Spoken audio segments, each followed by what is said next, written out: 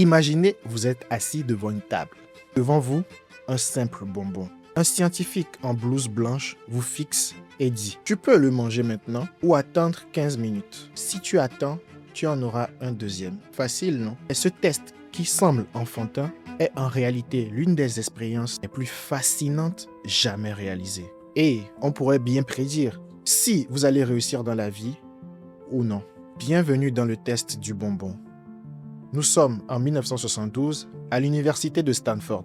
Un chercheur du nom de Walter Mischel décide de tester l'autocontrôle des enfants et leurs résultats futurs. Son idée est toute simple. Prendre des enfants de 4 à 6 ans, les isoler dans une pièce, leur donner un bonbon et leur poser une seule question.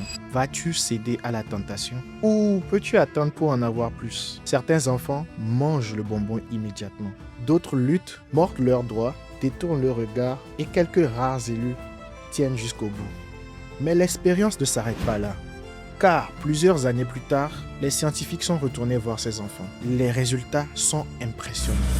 Ceux qui ont su attendre avaient en moyenne de meilleures notes à l'école, un meilleur emploi, plus de succès dans leur vie amoureuse, moins de problèmes d'argent. Et à l'inverse, ceux qui ont cédé plus vite avaient tendance à se laisser distraire facilement, avoir plus d'addiction et gagner moins d'argent.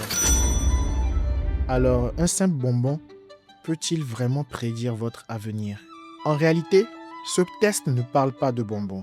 Il parle d'un concept fondamental. La gratification différée. C'est la capacité à retarder une récompense immédiate pour obtenir un résultat encore plus grand. C'est ce qui différencie ceux qui réussissent de ceux qui stagnent.